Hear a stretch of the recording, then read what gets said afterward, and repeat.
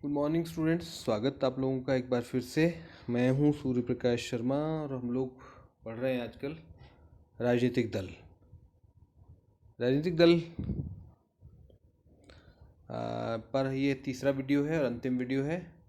पिछले दो वीडियोस में हमने बात की राजनीतिक दल क्या होते हैं,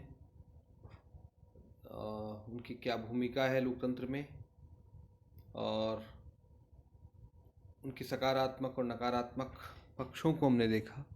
अब हम बात करेंगे दल प्रणालियों के विषय में।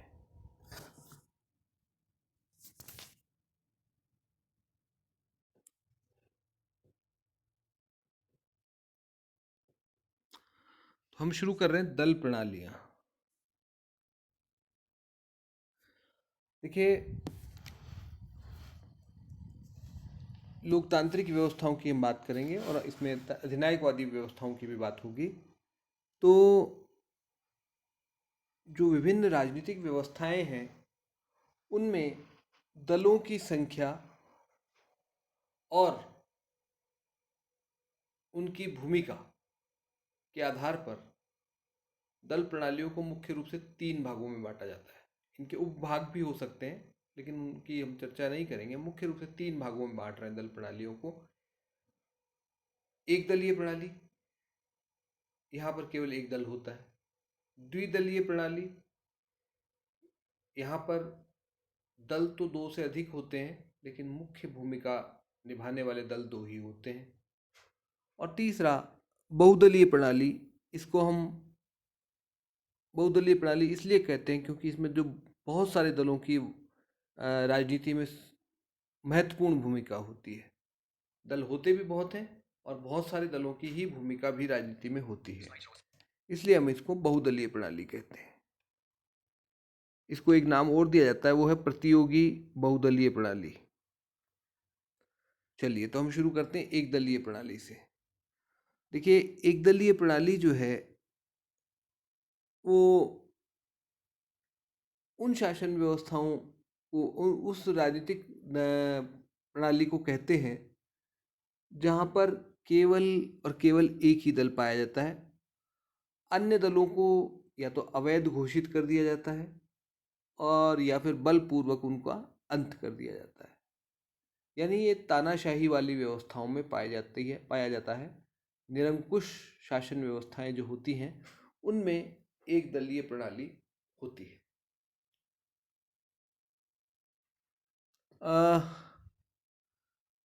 किन किन देशों में या किन किन शासन व्यवस्थाओं में ये पाई जाती है, तो हम देखते हैं। सबसे पहले निरंकुश राजतंत्र इसका एक उदाहरण रहे हैं। दूसरा, अधिनायक तंत्र वाले जो देश हैं वो भी इसका उदाहरण है, जैसे इटली, जर्मनी वगैरह, स्पेन, पुर्तगाल,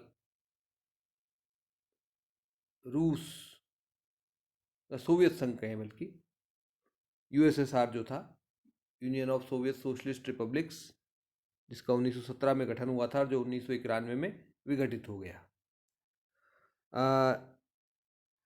चाइना, ये सब जो है अधिनायकवादी शासन प्रणालियां रही हैं। और भी हो सकते हैं, उनकी चर्चा भी मैं आपको कई सारे नाम बताऊंगा इसमें। तीसरे जो है सैनिक शासन होते हैं। और चौथे इसमें आपके होते हैं जनवादी लोकतंत्र, जैसे रूस, सोवियत संघ और चाइना वगैरह। तो हम इनको अलग अलग देख लेते हैं। सबसे पहले कौन से? निरंकुश राजतंत्र, जहां पर राजा का शासन होता है, निरंकुश राजतंत्र।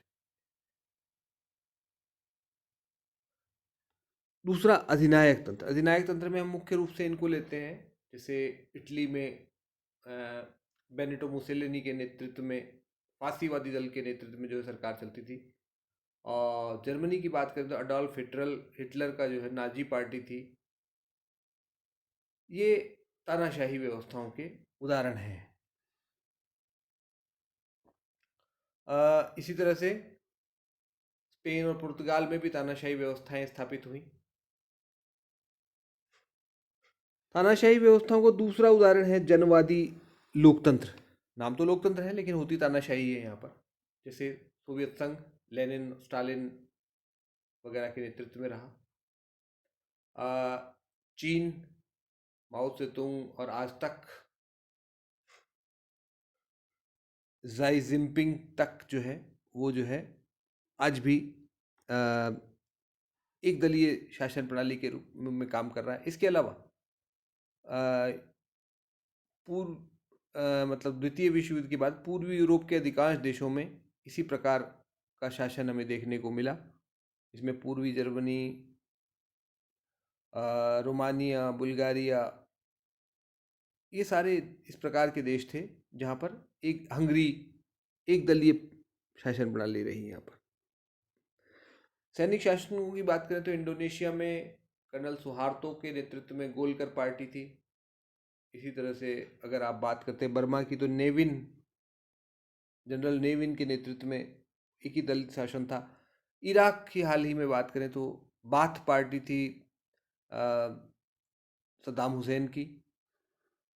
तो इस प्रकार की शासन व्यवस्थाएं रही। ये जो एक दलीय शासन प्रणालियाँ होती हैं वो सर्वाधिकारवादी होती है, यानी जीवन के हर क्षेत्र पर अधिनायक का या उस दल का नियंत्रण होता है। प्रभावी विचारधारा का इसमें बोलबाला होता है, जिस दल की जो विचारधारा होती है उसका बोलबाला रहता है। और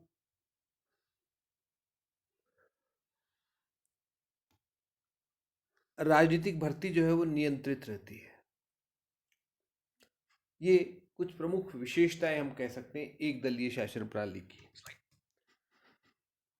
आगे हम बढ़ते हैं, इसके गुण क्या होते हैं, एक दलीय प्रणाली के गुण क्या होते हैं। सबसे पहला, सुदृढ़ शासन, सरकार मजबूत होती है क्योंकि दूसरा दल है ही नहीं, बदलने की कोई संभावना नहीं, सालों तक एक ही शासक अपने पद पर बना रहता है। दूसरा कोई दल उभरने की कोशिश करता है तो जो है उसको दबा दिया जाता है, कुचल दिया जाता है। तो सरकार मजबूत होती है और मजबूत सरकार होने के कई सारे फायदे होते हैं। दीर्घकालिक नीतियां बनाई जा सकती है, तीव्र आर्थिक विकास हो सकता है। तो इस प्रकार के कई सारे फायदे इससे मिलते हैं। दूसरा लाभ, आर्थिक विकास में सहायक। जैसे मैंने अभी बताया आपसे ऊपर, ये जो एकदलीय शासन प्रणालियाँ होती हैं ये आर्थिक विकास में मदद करती हैं क्योंकि सरकार मजबूत होती है और दीर्घकालिक नीतियाँ अपना करके आर्थिक विकास तेजी से होता है। चाइना इसका एक अच्छा उदाहरण है। भारत और चीन दोनों एक साथ आज़ाद हुए थे, लेकिन चीन विकास की दौड़ में भारत से बहुत आगे निकल गया। क्यों? क्योंकि वहाँ पर एक दलीय शासन था। हालांकि आर्थिक विकास हुआ है, लेकिन नैतिक विकास जनता का किस हद तक हुआ है ये तो तभी पता चलेगा जब वहाँ पर जनता के ऊपर दबाव हटे, जनता को आज़ादी मिले, तभी पता चलेगा कि नैतिक दृष्टि से भारत और चाइना की जनता में से कौन आगे, मतलब किसका विकास अधिक हुआ, चाइना का हुआ या भारत का हुआ। हाँ, निश्चित रूप से आर्थिक और सैनिक क्षेत्र में चीन भारत से आगे बाजी मार ले गया है इस समय, तो यही कहा जाएगा। तीसरा, सामाजिक अनुशासन।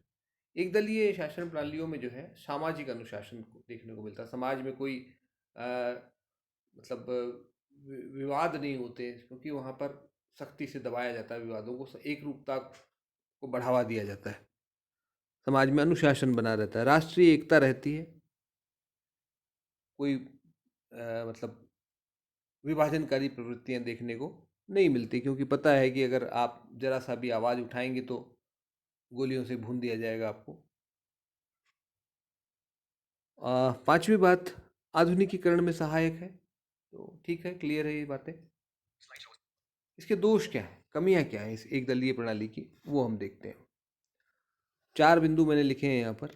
पहला, वैयक्तिक स्वतंत्रता का लोप हो जाता है, स्वतंत्रता नाम की चीज़ होती ही नहीं कोई। आप चाइना से खबरें पढ़ते रहते हैं, खासकर पश्चिमी जो प्रांत है उनका शिनजांग, वहाँ पर जो उगर मुसलमानों के साथ जो कुछ हो रहा है वो बड़ा ही उनकी स्थिति बड़ी दयनीय है। इसी तरह से आप तिब्बत के जो लोग हैं उनके साथ कितना अन्याय होता है ये भी कोई छुपी हुई बात नहीं है। वहाँ व्यक्तिगत स्वतंत्रता होती ही नहीं, और ये तो खैर कुछ अल्पसंख्यक वर्ग कह लीजिए, बाकी आम आदमी के को भी आज़ादी नहीं है वहाँ पर।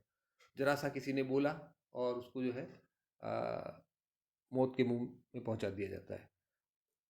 अभी आपको देखा हो कोरोना वायरस के दौर में भी जो है वहाँ पर जिस डॉक्टर ने चेतावनी दी उसे ही जो है एक तरह से नज़रबंदी बना लिया गया था, और उस बाद में उसकी मौत भी हो गई। उसकी बात सुनी नहीं गई थी, उसको दबा दिया गया था उसकी आवाज़ को। फिर सर्वाधिकारवादी शासन होता है। जीवन के हर पहलू पर जो है नियंत्रण होता है सरकार का। सामाजिक, आर्थिक, सांस्कृतिक, धार्मिक, हर पहलू को सरकार नियंत्रित करती है। तीसरा, प्रगतिशील विचारों का विरोध भी होता है। तरक्की पसंद विचारों को बर्दाश्त नहीं किया जाता है। बस आपको तो जो सरकार कहती है वही मानना है, वही सही है सब कुछ। मानव गरिमा के विरुद्ध होता है ये। मानव को जो है, मनुष्य को मनुष्य नहीं समझा जाता, वो एक कल पुर्जा बन करके रह जाता है व्यवस्था का। इस प्रकार से कई सारी कमियां इस व्यवस्था में देखने को मिलती हैं, और ये लोकतंत्र के अनुरूप नहीं है। मुख्य बात ये है, लोकतंत्र से मेल नहीं खाता एक दल का विचार। आगे हम आते हैं द्विदलीय प्रणाली की बात करते हैं।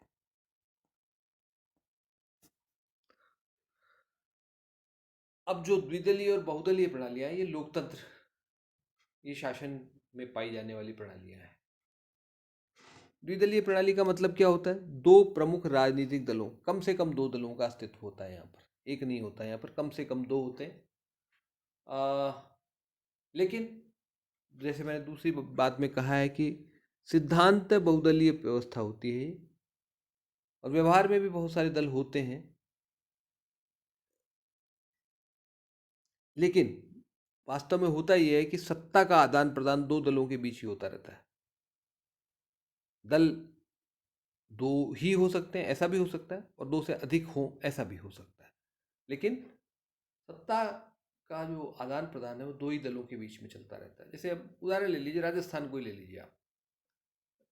राजस्थान में दो दल हैं,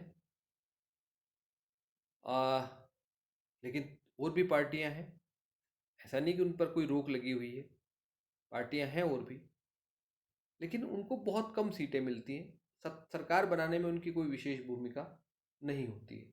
अब जाकर के कुछ पार्टियां हमारे यहाँ, इस बार कुछ ज़्यादा पार्टियां नज़र आ रही हैं राजस्थान में। जैसे 3-4 पार्टियां, मतलब 4-5-6 पार्टियों को सीटें मिली हैं। जैसे आप देख लीजिए, मुख्य रूप से भाजपा, कांग्रेस, दो तो ये बड़े दल हैं ही हैं। उसके अलावा तीसरा, बसपा को 6 सीटें मिली थी। इसके अलावा राष्ट्रीय लोकतांत्रिक पार्टी, रालोपा नाम है शायद, हनुमान बेनीवाल जिसके नेता हैं, उसको भी कुछ सीटें मिली हैं। और एक भारतीय ट्राइबल पार्टी, उसको भी 2 सीटें मिली है राजस्थान। और एक और सीट मिली है, एक शायद राष्ट्रीय लोकदल को एक सीट मिली है। इस प्रकार से कई सारे दलों को सीटें मिली है राजस्थान की विधानसभा में। पहली बार इतनी सीटें, इतने दलों को सीटें मिली है। तो देखिए क्या होता है, और जिस प्रकार के हालात हैं, अगर इस प्रकार की फूट दोनों दलों में बनी रही तो आने वाले चुनाव और भी दिलचस्प होंगे, इस लिहाज से कि क्या राजस्थान द्विदलीय प्रणाली से बहुदलीय प्रणाली की तरफ बढ़ रहा है, ये देखने वाली बात होगी। तो फिलहाल द्विदलीय प्रणाली है यहाँ पर, यानी दल दो से ज़्यादा हैं, होते हैं पार्टी, लेकिन सत्ता जो है दो ही दलों के बीच में सत्ता का दल बदल होता रहता है।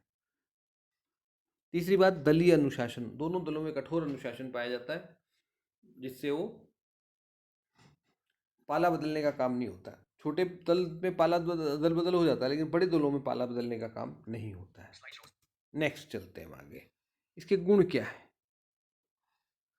सबसे पहला गुण तो ये है कि शासन की स्थिरता तथा प्रभावी प्रशासन। दो बातें हैं इसमें, देखिए। शासन स्थिर होता है और उसका परिणाम होता है प्रभावी प्रशासन। शासन स्थिर क्यों होता है?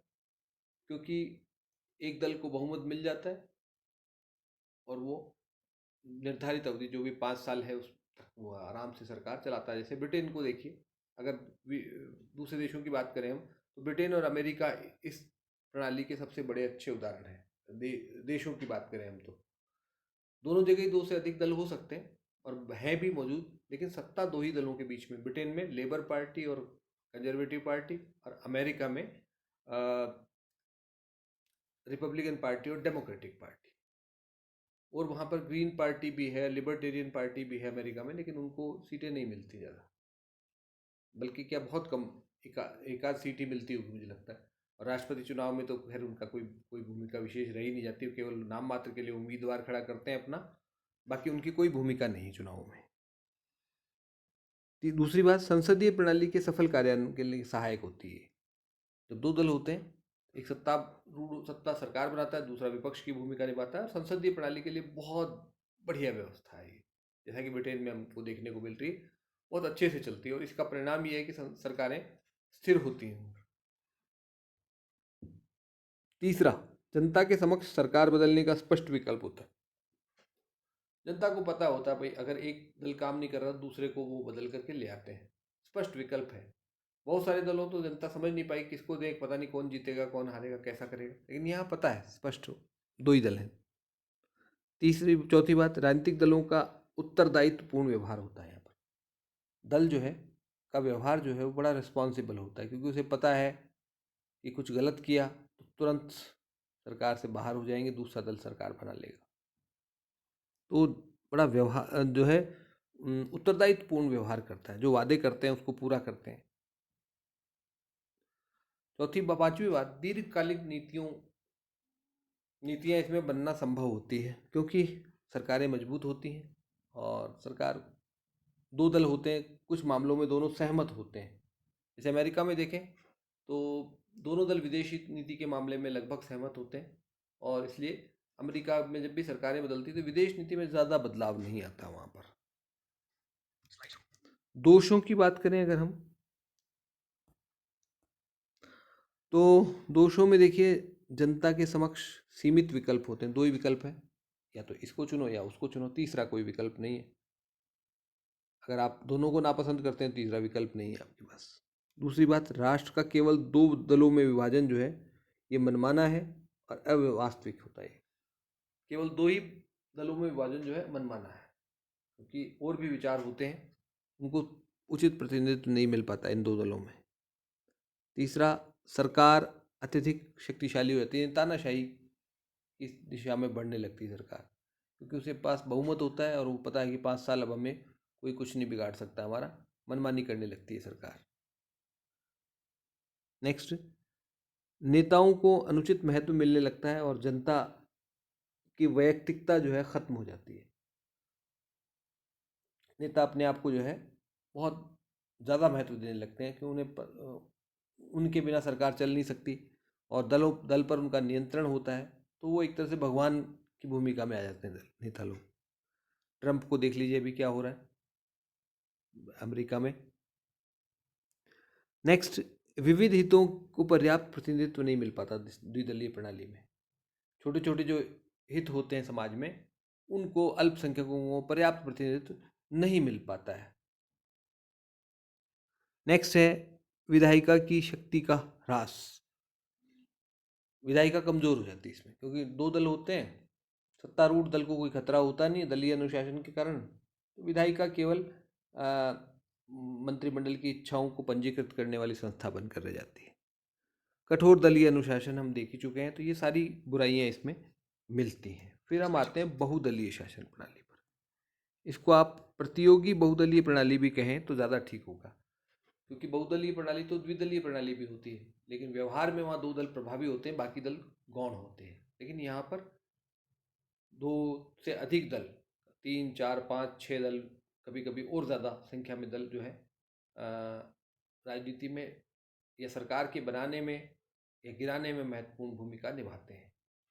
जैसे भारत की बात करें तो भारत में भी ऐसा दौर आया था 1989 से 1999 का जो दौर था वो इसी प्रकार का दौर था, बल्कि 2004 तक का जो दौर था इसी प्रकार का दौर था। उसके बाद अब जो है कुछ मजबूत सरकारें बनने लगी हैं, हालांकि है बहुदलीय प्रणाली में भी।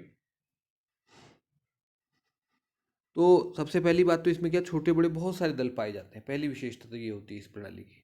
दूसरी बात, दो से अधिक दलों के मध्य सत्ता का आदान प्रदान, कई सारे दल मिलकर के जो है सत्ता का आदान प्रदान होता रहता है, कभी ए को, कभी बी को, कभी सी को।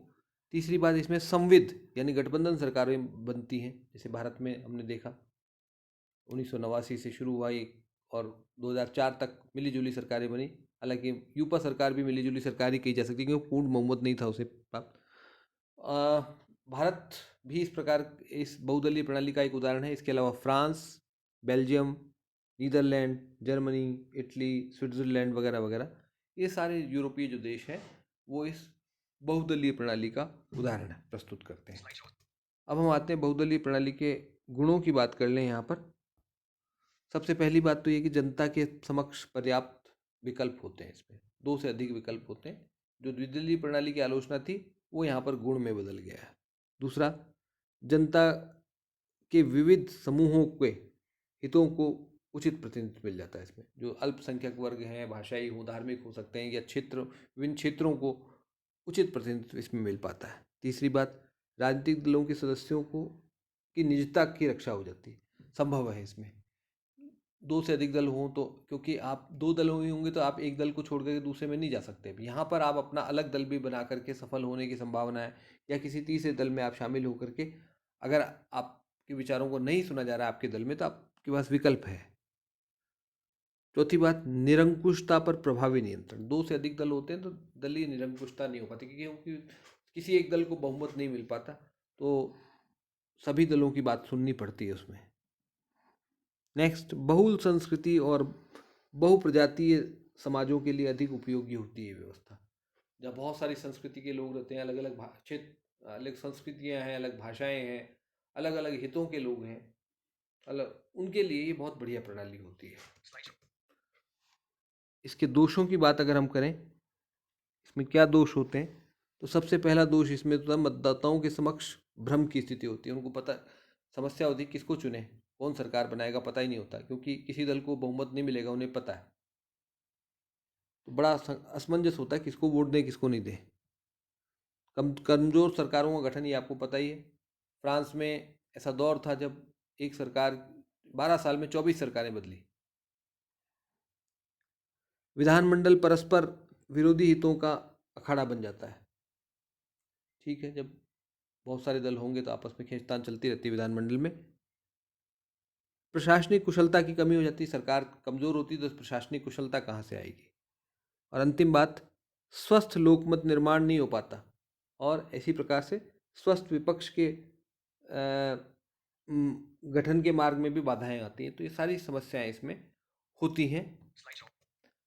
ये आज का हमारा टॉपिक यहीं तक हम ख़त्म करते हैं।